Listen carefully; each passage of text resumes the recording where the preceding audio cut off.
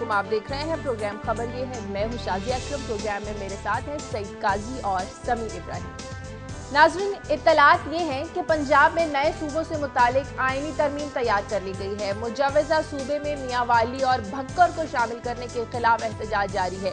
उधर ओपोजिशन की बड़ी जमात नून लीग ने भी इस पर एहतजाज किया है। सवाल यहाँ पर यह पैदा होता है कि क्या ये वाकई नया सूबा बनाने की तैयारियां हैं या फिर सियासत की जा रही है, और क्या इलेक्शन से पहले नया सूबा बन सकेगा। और इसी हवाले से मुख्तलिफ शहरों में एहतजाज भी शुरू हो गए हैं। समीर साहब, काजी साहब, आप क्या समझते हैं कि इलेक्शन से पहले ये नारा सिर्फ नारे के तौर पर इलेक्शन में इस्तेमाल होगा या वाकई कोई सही दिखाया जा रहा है कि नया सूबा बनेगा? बात यह है कि अब इलेक्शन आ रहा है, हाँ, तो अब इलेक्शन में आप इलेक्शनियरिंग किस पे करें?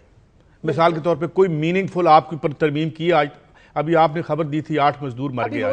किसी ने कोई कानून बनाया कि इतनी अनटोल्ड वेल्थ निकाल के ये बाकी जो मालकान है तो जब आपके पास और कुछ ना हो तो कुछ तो बेचना है।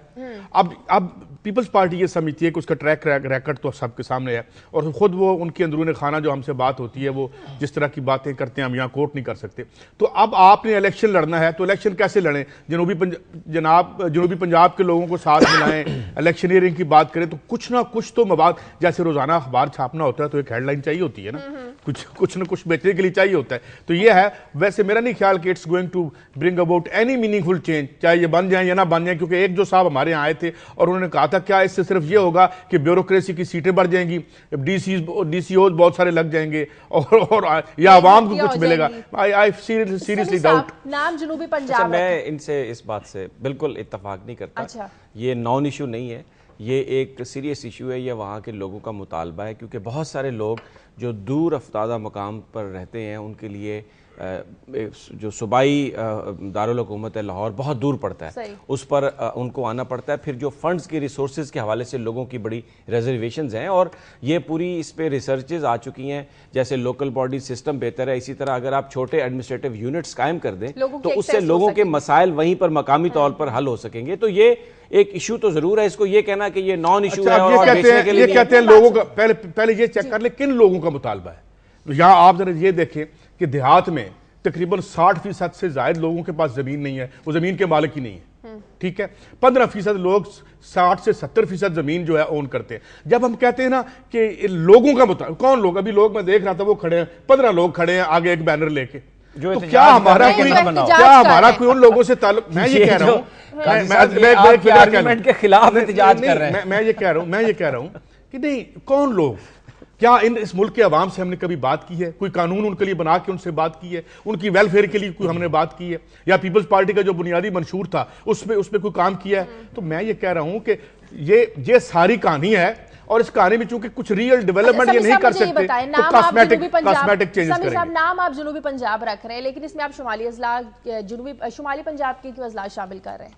मियांवाली हो गया, भक्कर ये बात देखिए, वो यही आपने अपनी खबर में भी बताया कि मियांवाली के जो लोग हैं वो इस पर एहतजाज कर रहे हैं, और मुझे उनका एहतजाज जायज़ भी लगता है। इसलिए कि अगर इस नए सूबे का कैपिटल अगर आप रखें बहावलपुर, तो मियांवाली से मुल्तान पहुंचने का टाइम को कम से कम 6-7 घंटे लगता है। अच्छा, फिर उसके बाद में रात एक जगह पे कुछ लोग इकट्ठे थे, तो वहाँ पे उमर शामी है, मुजीबुर रहमान शामी साहब के साहबजादे, उन्होंने एक बड़ी ज़बरदस्त बात की। उन्होंने कहा कि मियांवाली में तो मुल्तान का अखबार भी नहीं जाता, वहाँ पे तो लाहौर का अखबार जाता है। वो चाहते ही नहीं है मुल्तान का अखबार, क्योंकि डिस्टेंस कम है। तो मेरा ख्याल है कि जो एक अगर ये आइडिया है कि एडमिनिस्ट्रेटिव यूनिट आपने बनाना है इसलिए कि लोगों के मसाइल हल करें, तो कुछ इलाके जो इसमें आप शामिल कर रहे हैं, जिनमें खास तौर पर मियांवाली शामिल है, भक्कर शामिल है, वो तो इतने दूर हैं कि उनका गालबन वहाँ पर उसमें शमूलियत से वो जो पर्पज है आपका, वो मेरा नहीं ख्याल के हल होगा। कुछ लोग एहतजाज भी कर रहे हैं मियांवाली में भी, भक्कर में भी। उमर फारूक हमारे नुमाइंदे मियांवाली से हमारे साथ टेलीफोन लाइन पर, उनसे बात करते हैं। उमर, क्या कहना है यहाँ के लोगों का? जी, मियांवाली के अवाम का मुतालबा है कि जी मियांवाली पंजाब के जनूब में नहीं बल्कि मगरब में वाक़ है, और मियांवाली की जबान भी सराइकी नहीं है। और दूसरा जी, उन्होंने क्या मियांवाली को जनूबी पंजाब में वफाकी हुकूमत सियासी फवायद हासिल करने के लिए शामिल करना चाहती है।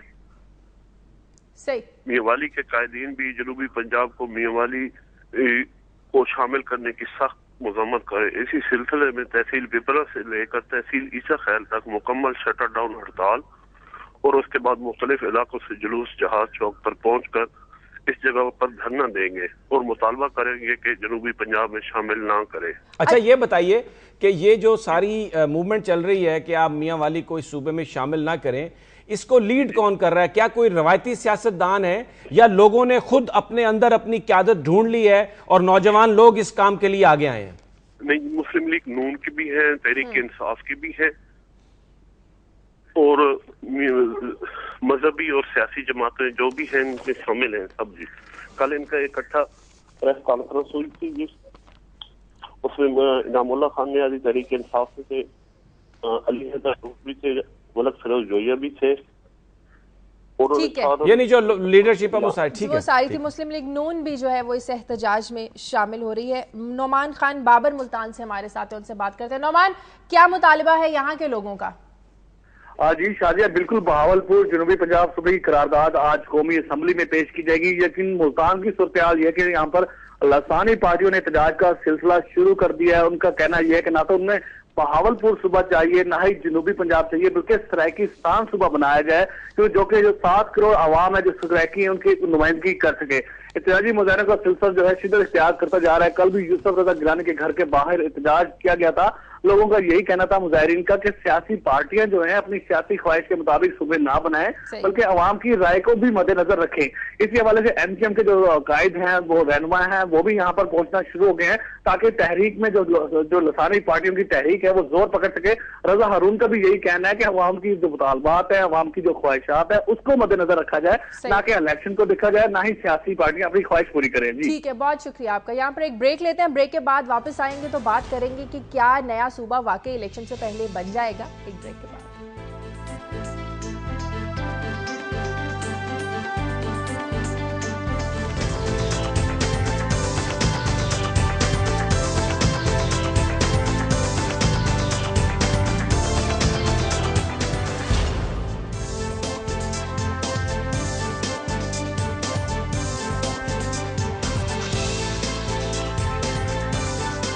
ब्रेक के बाद खुशामदीद। नया सूबा बहावलपुर जनूबी पंजाब बनाने की आवाज जोर पकड़ती जा रही है, लेकिन कोई इस आवाज के हक में है तो कोई इसके मुखालिफ है। डेरा गाजी खान के अवाम क्या कहते हैं इस नए सूबे के बारे में बात करेंगे हमारे नुमाइंदे तारिक गोरमानी। तारिक, यहाँ के लोग क्या खुश हैं नया सूबे की आवाज में? जी शाजिया, यहाँ के लोग भरपूर तौर पर जो है वो खुश हैं कि नया सूबा बनाया जाए, लेकिन उनका मुतालबा वही है जो दरीना मुतालबा था कि जी हमें सराइकिस्तान सूबा चाहिए और जो 3 डिवीजन है डेरा गाजी खान, मुल्तान और बहावलपुर, इन 3 डिवीजन पर मुश्तमिल ये सूबा होना चाहिए और उसका जो दारुल हुकूमत है वो भी जो है वो मुल्तान में होना चाहिए, ना कि बहावलपुर में। ये यहाँ पर इसके खिलाफ मुजाहरे भी जारी हैं। जो लिसानी जमातें हैं, जो सराइकी जमातें हैं, उनकी जो कायदीन है उनका भी यही मौक़िफ़ है कि जी ये जो एक साजिश की जा रही है कि बहावलपुर को हेडक्वार्टर बनाया जा रहा है, जो हमें किसी तौर पर भी मंजूर नहीं है। जी शाजिया,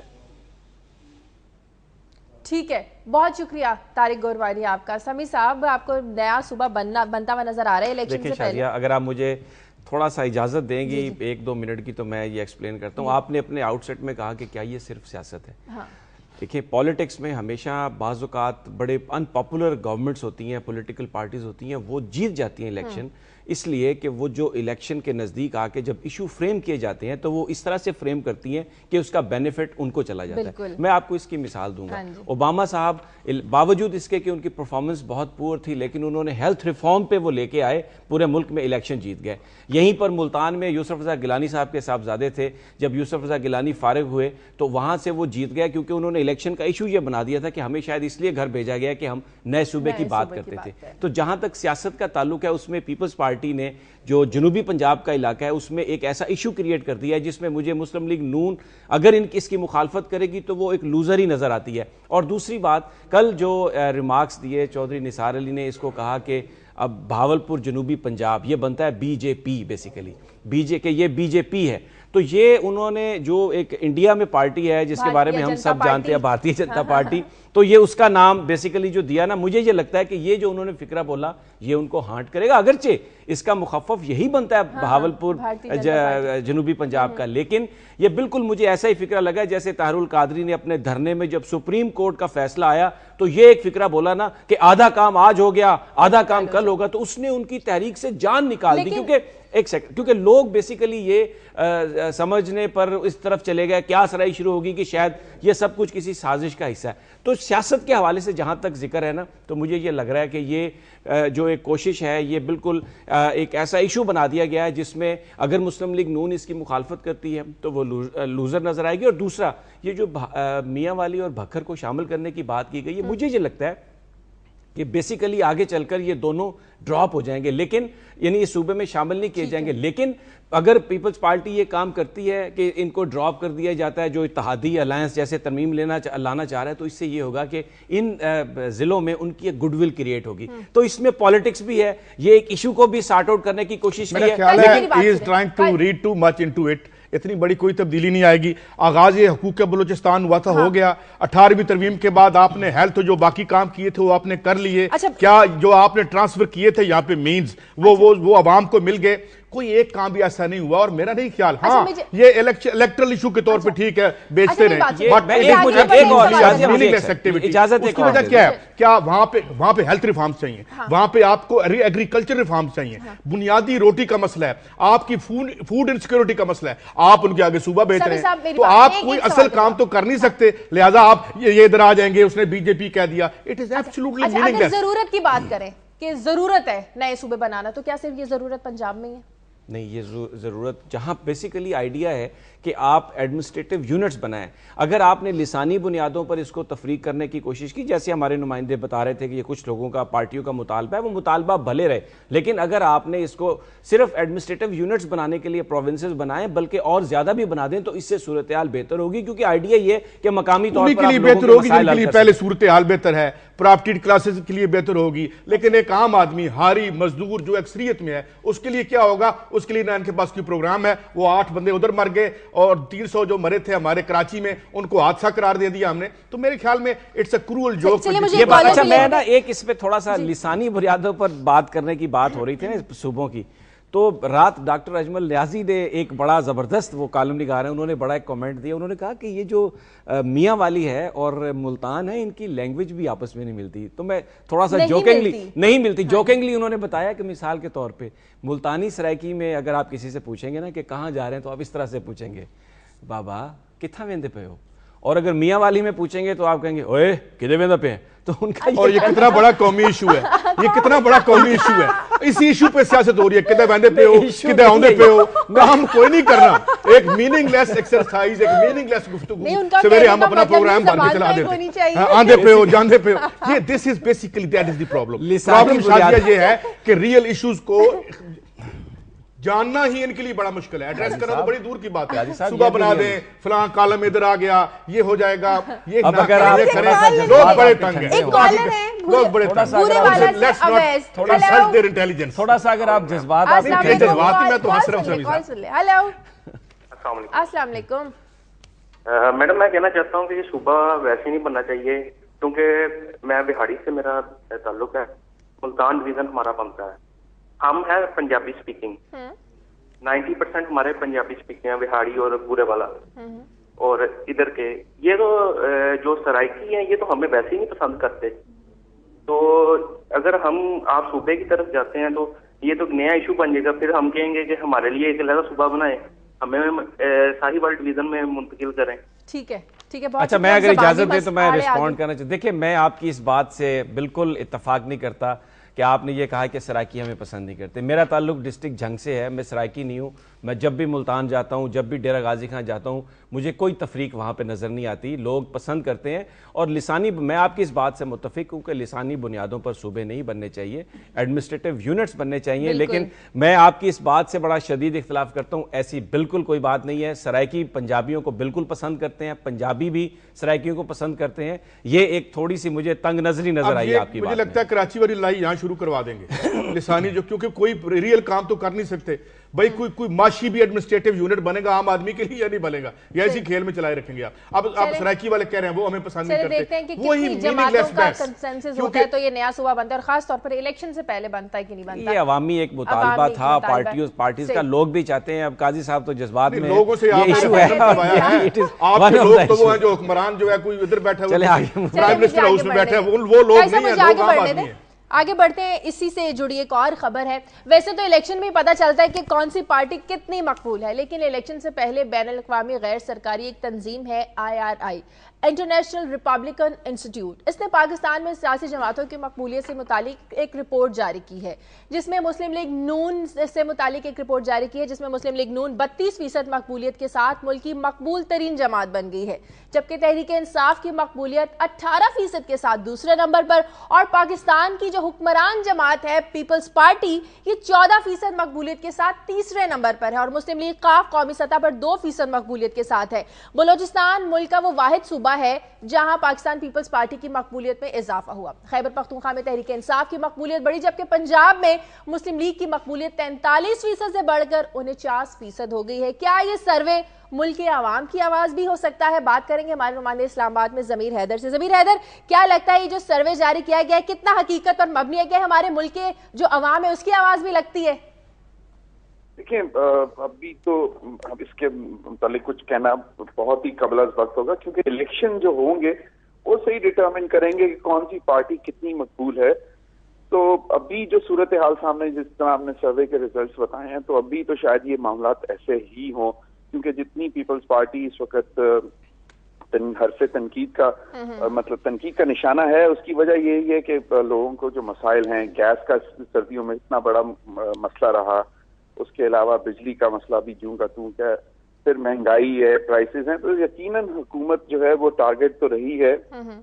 और इस हवाले से लोगों का अगर ये वाकई अगर इसका सैंपल जो है वो हकीकत पर मबनी है, तो फिर यकीनन ये इस किस्म का तो है। लेकिन मुझे कुछ PMLN की मकबूलियत पर जो है वो थोड़ा सा होगा कि इतनी मेरा नहीं ख्याल कि क्या डाउट हो रहा है? अच्छा ज़मीर, मुझे ये बताइए कि इलेक्शन से पहले अमेरिका से सर्वे आया है जिसमें ये कहा गया है कि नून लीग एक बड़ी पॉपुलर जमात है, तो what does it tell you, election में क्या होने वाला है? सभी लगता तो कुछ, यानी ये पूछते ये रहे हैं कि अमेरिका किसको वोट डालेगा हमारे इलेक्शन में मतलब आसान सलीस उर्दू में यही है।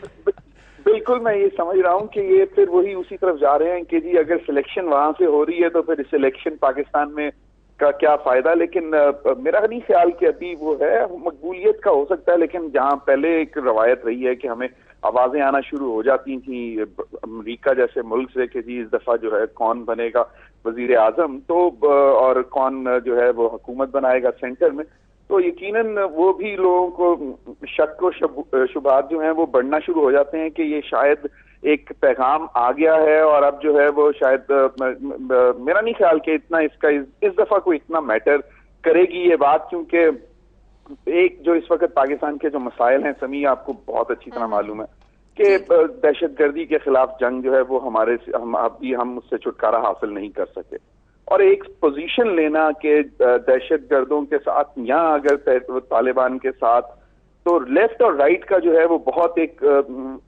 वाजे जो है वो मैसेज सामने आएगा। क्योंकि अगर तो पाकिस्तान इन्हीं हालात से अगर चलना है जिस तरह पिछले 10 साल से चलता रहा, तो फिर तो मेरा नहीं ख्याल कि हमें कोई भी आ जाए तो कोई फर्क पड़ेगा। लेकिन यह है कि अगर वाजे डिसीजन लेना है तो ये बहुत मुश्किल है, क्योंकि पीपल्स पार्टी का जो एटलीस्ट ये स्टांस आने के बाद कहा है कि उन्होंने दहशतगर्दों के साथ जो है नेगोशिएशंस करनी है, वो जो 3Ds का जो फॉर्मूला था कि डायलॉग, डेटरेंस और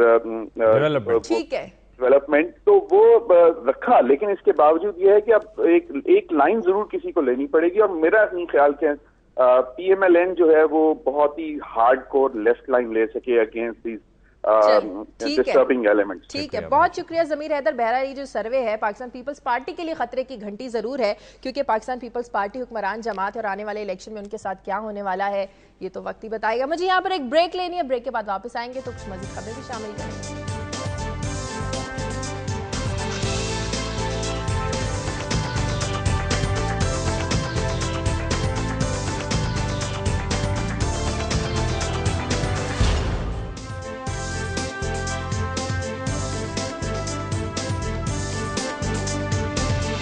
मरहबा, खुशामदीद। शेखुपुरा से कॉलर है मुमताज। हेलो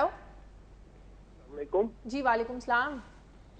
ये मैं कहना चाह रहा हूँ कि ये सुप्रीम कोर्ट ने जो पिछले दिनों फैसला किया था, ये दिया था कि राजा परवेज अशरफ को गिरफ्तार करने का, तो ये एक जो प्रूफ्ड करप्शन है जिस असगर खान केस में, उसमें तो कभी भी आज तक किसी को गिरफ्तार करने का ऑर्डर नहीं दिया गया। और दूसरी बात ये मैं कहना चाह रहा हूँ कि जैसे ये तजदियाकार होते हैं, जैसे ये हमारे काजी साहब है, तो ये क्या इनको न्यूट्रल नहीं होना चाहिए? ठीक है, बहुत थैंक यू जी। मैं अर्ज करता हूँ, न्यूट्रल से क्या मुराद है कि मैं पीपल्स पार्टी के साथ हो जाऊं या इस मुल्क के अवाम के साथ रहूं? अगर हम अवाम की बात करते हैं, अच्छा न्यूट्रल होने का क्या मतलब यह है कि आप मुस्लिम लीग और इसके साथ, यानी न्यूट्रलिटी ये क्या है? पहली बात तो ये कि दुनिया में कोई न्यूट्रलिटी नहीं है। या आप गासिबों के साथ हैं या आप उनके साथ हैं जिनके साथ जुल्म हो रहा है। तो मेरे ख्याल में न्यूट्रलिटी कुछ चीज़ नहीं होती। ये भी पीपल्स पार्टी के साथ हैं, तो मैं अवाम के साथ हो जाऊं तो कोई हर्ज नहीं है। मैं थोड़ा सा कमेंट करना चाहता हूं, वो जो IRI की बात हुई, शायद ये पिछले साल इलेक्शन हुआ ह्यूगो शेवेज का, और उसमें उसके मुकाबले में हेनरिक कैप्रिलिस था, जिसको सारा वेस्ट फंड कर रहा था, जिसके बारे में सारे सर्वे ये जा रहे थे कि ये जीत रहा है और ह्यूगो शेवेज हार रहा है। मेनली बड़े सर्वे, बड़े उनके टीवी। उसकी वजह यह है कि ह्यूगो शेवेज उनके मफादात को नुकसान पहुंचा रहा था वहां पे, उनकी कंपनीज को, और अवाम के हक में फैसले कर रहा था। ह्यूगो शेवेज भी न्यूट्रल नहीं था जिस तरह मुझे ये न्यूट्रल करना चाहते हैं। वो अवाम के हक में था और इन गासिबों के खिलाफ था, तो उसको ये इलेक्शन हरा के बैठे हुए थे। 10 से 11% की लीड से ह्यूगो शेवेज जीता। तो मेरा अर्ज करने का मकसद यह है कि ये 2 नंबर किस्म के सर्वे सिर्फ इधर ही नहीं आते, हर जगह वो भेजते हैं, क्योंकि वो समझते हैं कि अब अमेरिका दुनिया का सदर मकाम है और उनका हक है कि जो जहां वो मर्जी जो है वो टेलर करे। तो मेरे ख्याल में let's not give that much importance to what America is saying. क्योंकि मैं आखिरी बात कर दूं, इलेक्शन क्या है? इलेक्शन ऐसी है जैसे फिल्म का एक फ्रेम होता है, उस दिन का एक फ्रेम होगा, उस दिन क्या लोग फैसला करेंगे हम देख लेंगे। अगर हमारे रियासत ने या और लोगों ने बीच में दाएं में हमारे मैंडेट को चोरी करने की कोशिश ना की, तो लेट्स सी व्हाट हैपेंस। अच्छा, मैं इसमें एक छोटी सी जो कॉलर ने बात की, बेसिकली जो मुझे समझ में आई, उनका वो बताना ये चाह रहे थे कि हमारे मुल्क में अगर अकाउंटेबिलिटी की बात होती है तो वो अक्रॉस द बोर्ड नहीं की जाती, एक सिलेक्टिव प्रोसेस है। मैं उनकी बात से एग्री करता हूँ कि हमारे यहाँ जो क्रेडिबिलिटी गैप है इस वक्त, उसकी एक वजह यह है कि हम लोग जो भी प्रोसेस करते हैं, चाहे वो एहतसाब का हो, चाहे वो लोगों को कुछ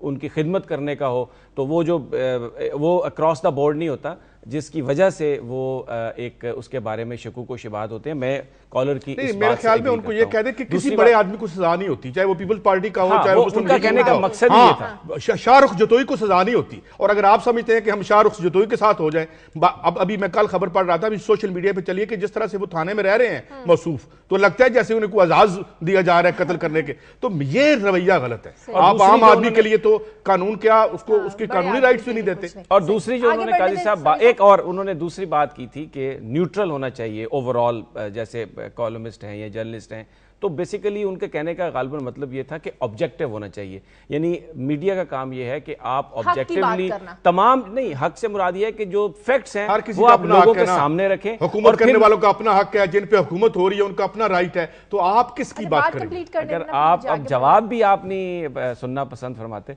बताएं। उनका मकसद ये था कि ऑब्जेक्टिवली जो जर्नलिस्ट हैं या जो टॉक शो होस्ट हैं वो फैक्ट्स को पेश करें और फिर ये लोगों पर छोड़ दें कि वो क्या फैसला करते हैं। क्योंकि ये बात भी उनकी दुरुस्त है कि हमारे मीडिया में बहुत सारे, मैं सारे नहीं, बहुत सारे प्रोग्राम ऐसे हैं जो एजेंडा ड्रिवन है और खास तौर पर अपने अपने तबके को या अपने ग्रोह को जर्नलिस्ट बचाने की कोशिश। लेकिन क्या कोई आवाम का प्रोग्राम भी है?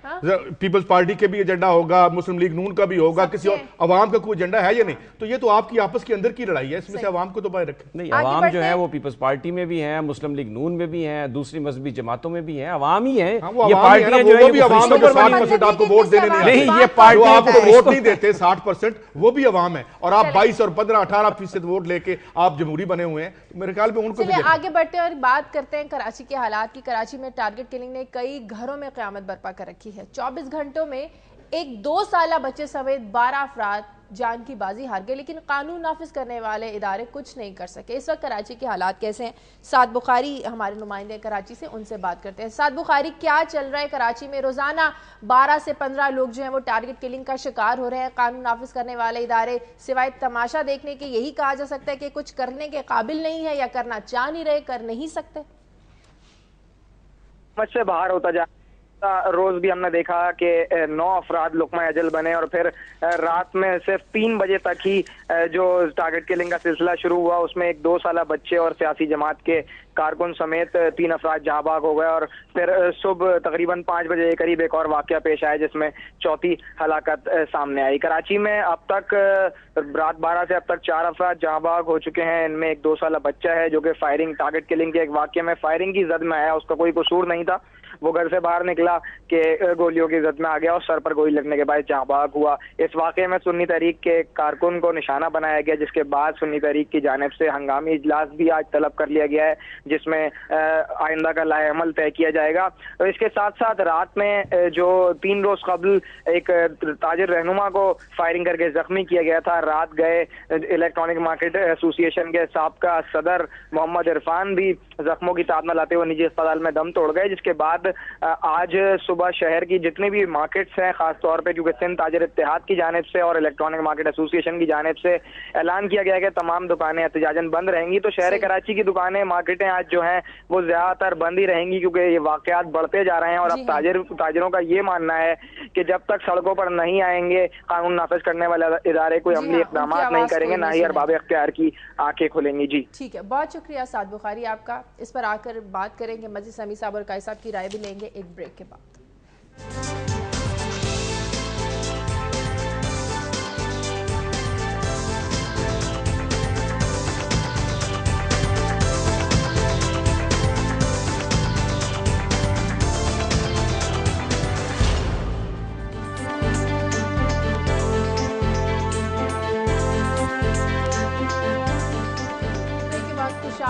इससे पहले हम कराची में टारगेट किलिंग की बात कर रहे थे। इस वक्त कराची के आवाम के लिए इससे बड़ा मसला कोई नहीं है कि वहां पर रोजाना 10 से 15 अफराद जान की बाजी आ रहे हैं। वहां के लोग इलेक्शन में किस बेस पर किस पार्टी को वोट देंगे? या वोट तो वो देंगे किसी को, या वहाँ जो कोई कहता है जी यहाँ पे एक वो क्या ठप्पा मैंडेट होता है यहाँ का, कोई कुछ कहता है कोई कुछ कहता है, ज़्यादा बेहतर तो कराची के अवाम जानते हैं।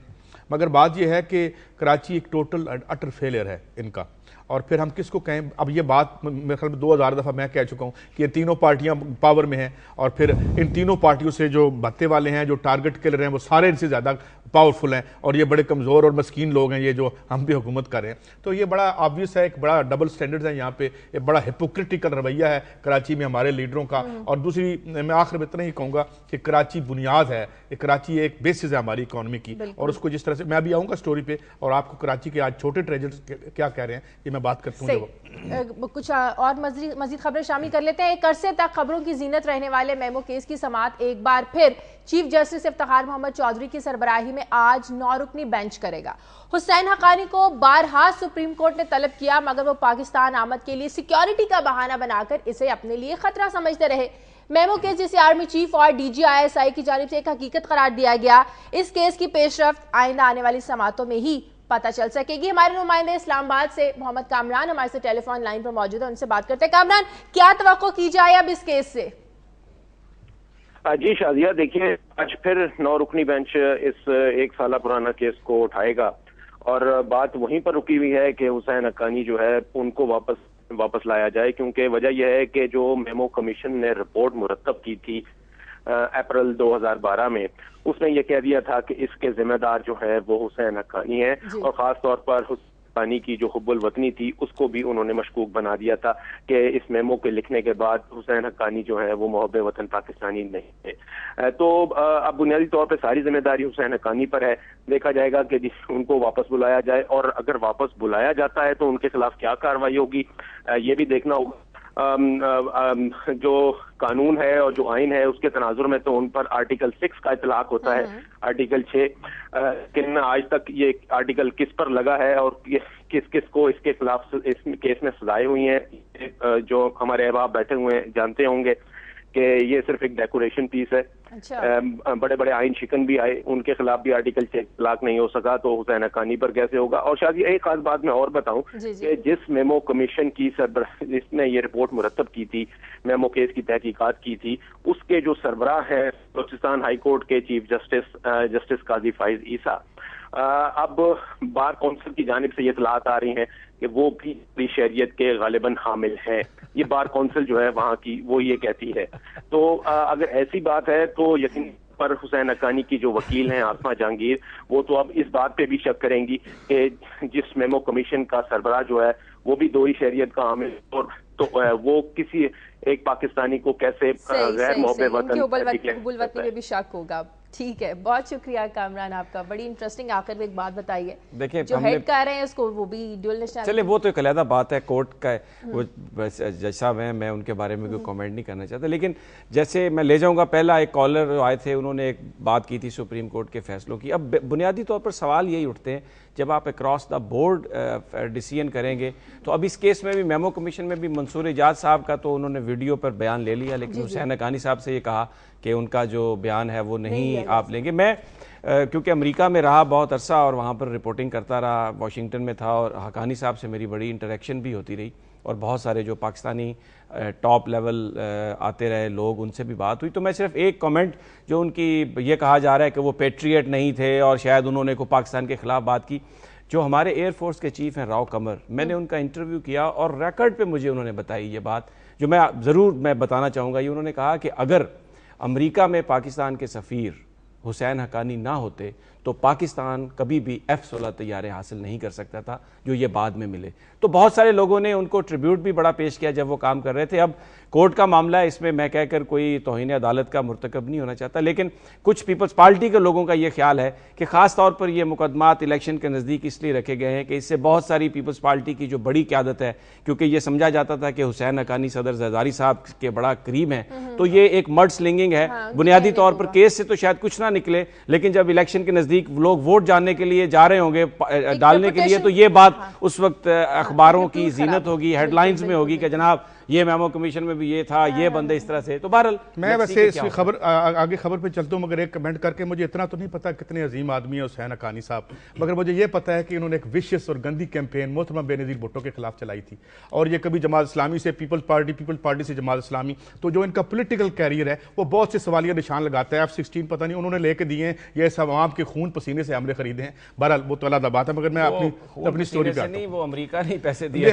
वो पैसे हम देते हैं सर, इस मुल्क के अवाम देते हैं। आप जो 18% उन पे माचिस की डिबिया से लेके हर चीज पे टैक्स लगाते हैं, वो हक्कानी साहब ने पल्ले से नहीं लेके दिए हमें। खैर मैं अपनी स्टोरी पे आता हूँ। स्टोरी ये है कि मैं हजूर मैं अर्ज करता हूँ, आप ही तो उसको नेल्सन मंडेला ना बनाए ना हजूर, खुदा का खौफ करें। हक्कानी साहब को मैं भी जानता हूँ, आप भी जानते हैं, मैं भी मिला हूँ साहब जो पाकिस्तान एयरफोर्स के चीफ हैं, बाबा कौम खुदा रिकॉर्डेड इंटरव्यू है एयरफोर्स चीफ का, मैंने वो बयान किया। चले ठीक है, मैं अर्ज करता हूँ, मुझे ये खबर करने दें। शायद ये बड़े मसाइल की बात हुई, सूबा बना रहे हैं, सूबा ना बनाएं। ये all Pakistan small traders association की एक मीटिंग हुई है, जिसमें उन्होंने कहा है कि इस मुल्क में एनर्जी क्राइसिस की वजह से हफ्ता 3 दिन का रह गया, 4 दिन काम नहीं हो पाता, 2 दिन की छुट्टी है, 2 दिन गैस नहीं होती, और गैस ना होने की वजह से तमाम जो गाड़ियां हैं वो सड़क पे नहीं आ सकती, लिहाजा छोटा ट्रेडर तबाह हो गया है और बिजनेस तबाह हो गया। ये भी कोई छोटा मोटा इशू तो है, इस पर थोड़ी सी बात कर लेते हैं। सूबा तो पता नहीं कब बनेगा या नहीं बनेगा, इनकी रोटी जो मुंह से नवाला छीन रहे हैं, ये क्या कह रहे हैं? ये फरमाते ये हैं कि एक तो आप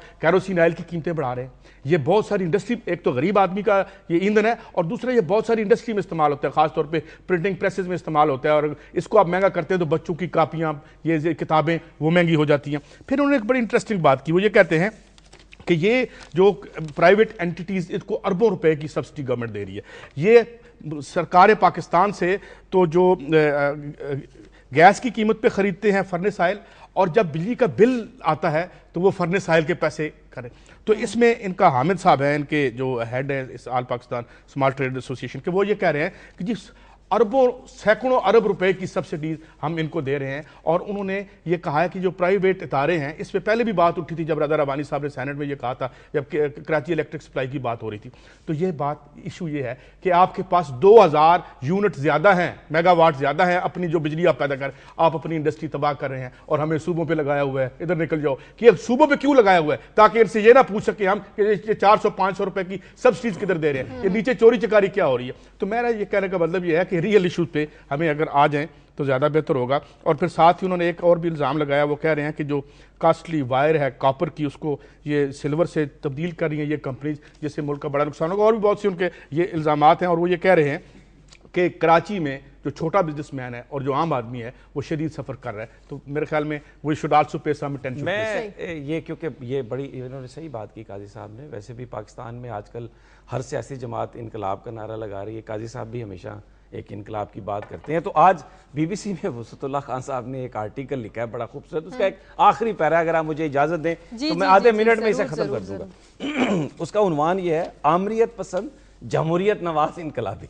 और वो लिखते हैं, बात यह है कि इनमें से अक्सर अपनी नफ्सियात में ना तो पूरे इनकलाबी हैं, ना पूरे आमिर और ना जमहूरियत पसंद। ये सब दरअसल आमरीत पसंद जमहूरियत नवाज इनकलाबी हैं। इनमें से बेशतर बैक वक्त शिकारी के साथ भी दौड़ रहे हैं और खरगोश का हौसला भी बढ़ा रहे हैं। इनमें से कोई एक भी इजाद पसंद इंजीनियर नहीं, सब के सब इनकलाबी आटोज़ के मिस्त्री हैं और वो एक्स्ट्राज हैं जो अपने तई हीरो हैं और उनमें से कई खुद अपने ही गमाशते हैं। इन दिनों मैं मज़ाफ़ाती इलाकों में घूम रहा हूँ। एक मकामी अखबार हाथ में है और जिसमें ये उन्होंने बताया, लिखा हुआ है, सम्मा सट्टा के अवाम इस्तेसाली निज़ाम को नीस्तो नाबूद करके ही दम लेंगे, सदर अंजुमन ताजरान। तो बेसिकली जो इस्तेसाली, ये उन्होंने आखिरी जो सेंटेंस लिखा है। लेकिन मैं एक और आपको, इतवार वाले दिन डॉक्टर मुबशर हसन साहब से एक मुलाकात हुई तो उसमें उन्होंने कहा कि जब 1974 में उन्होंने पीपल्स पार्टी से इस्तीफ़ा दिया तो उन्हें कहा गया कि वो आप पीपल्स पार्टी के जनरल सेक्रेटरी बन जाएं। तो उन्होंने कहा मैं सिर्फ इस एक नुक्ते पर जनरल सेक्रेटरी बनूंगा कि ऑफिस जो है वो लाहौर में आ जाए इस्लामाबाद से। अच्छा। तो अभी वो मुंतकिल नहीं हो रहा था। तो मैंने पूछा कि क्यों नहीं हो रहा मुंतकिल, तो उन्होंने कहा कि वो एयर कंडीशनर्स जो हैं वो हम नहीं वहाँ पर ला सकते क्योंकि जो पिंडी में ऑफिस है वो रफीक सहगल साहब की बिल्डिंग है और इसलिए वो कह रहे हैं कि एयर कंडीशनर वहां पे नहीं जाएंगे। तो ये एक बहुत बड़ी अनोमली है ना कि इनकलाब लाने वाले दर हकीकत किन लोगों के साथ है। इनकलाब तो पता नहीं किसने लाना है या नहीं लाना, लेकिन बात यह है कि यहाँ जो मगरबी मीडिया से एसोसिएटेड लोग हैं उनकी क्रेडिबिलिटी तो पहले हम खैर क्या बात करें। इनकलाब क्या, किसी को पढ़े बगैर हर कोई इनकलाब ला रहा है। पंजाब गवर्नमेंट वाले भी इनकलाब ला रहे हैं। किसी से पूछिए ये क्या है, वसतुल्लाह साहब से पूछिए इनकलाब क्या है, तो मुमकिन है इनके इल्म में भी ना हो। लेकिन बात यह कि ये स्टोरी एक छोटे फार्मर्स की थी, ये मेरी मुझसे रह गई है। ये छोटे फार्मर, ये मसले भी कर लेना, वसतुल्लाह साहब का इनकलाब उनकी जिंदगी में तो आया हुआ है, लेकिन इन बेचारों का कुछ कर लें। ये छोटे फार्मर्स ये कह रहे हैं कि यहाँ पे तकरीबन 50% से ज्यादा लोग हैं, उनके पास जो है जमीन नहीं है। इस मुल्क में लैंड रिफॉर्म्स चाहिए। परवेज मुशर्रफ जो है 3.5 लाख हेक्टर जो है बाहर के मुल्क के लोगों को बेच गया। हमें नहीं पता वो शफाफ मुआहदे हुए थे या नहीं हुए थे, क्या वो यहाँ से गंदम और चीजें उगा के बाहर ले जाएंगे। ये जो बुनियादी इशूज हैं इस पर हम बात नहीं करते। बड़े बड़े प्यारे कालम लिख देते हैं हंसाने के लिए, अंग्रेजी किताबों से जुगते लेके ना कालम लिख देते हैं, मैं लिख देता हूँ, वसतुल्लाह साहब लिख देते हैं। लेकिन मामला यह है कि क्या किसी में इतनी जुर्रत है कि किसी आलमी नशियाती इदारे पे बैठ के ये कहे कि आप लूट मार कर रहे हैं, आप हमारे छोटे फार्मर को तबाह कर रहे हैं, आप हमारी इंडस्ट्री तबाह कर रहे हैं, क्योंकि उनको लिखने की इतनी ही इजाजत है और उनको इनकलाब के खिलाफ लिखने की इजाजत है। तो ये जो इशू है ये बुनियादी है और प्रेसिंग जो राइटिंग होती है वो इजाजत से होती है। जी, वरना उनको उठा के बाहर फेंक देंगे। ये जो हमें पता है मगरबी इदारों में क्या होता है। प्रोग्राम का वक्त हो गया, आप कुछ कहना चाह रहे हैं? एक स्टोरी है जो मैं आज करना चाह रहा था डिवोर्स में, क्योंकि वर्ल्ड इकोनॉमिक फोरम था और उसमें बिल गेट्स ने एक बड़ी तकरीर की है। अब क्योंकि टाइम ख़त्म है तो इसको हम कल पे डालते हैं, जिसमें उन्होंने बताया बुनियादी तौर पर कि हुआ क्या पीछे और अब करना क्या चाहिए। और उसमें उन्होंने एथोपिया की मिसाल देकर वाजे किया है कि अगर वहां के लोग फर्क डाल सकते हैं सिर्फ इसलिए कि वो इकट्ठे हो गए तो पूरी दुनिया में भी डेवलपमेंट की जा सकती है। और उसमें उन्होंने सारा खसरे और पोलियो का जिक्र था। अब टाइम नहीं है, कल इंशाल्लाह, क्योंकि वो हमसे मिलते जुलते हालात हैं सारे। कल इंशाल्लाह इस पर जरूर बात करेंगे। प्रोग्राम का वक्त हो गया। प्रोग्राम के लिए आप हमें फीडबैक दीजिए। खबर@दुनिया TV.tv पर इजाजत दीजिए। अल्लाह।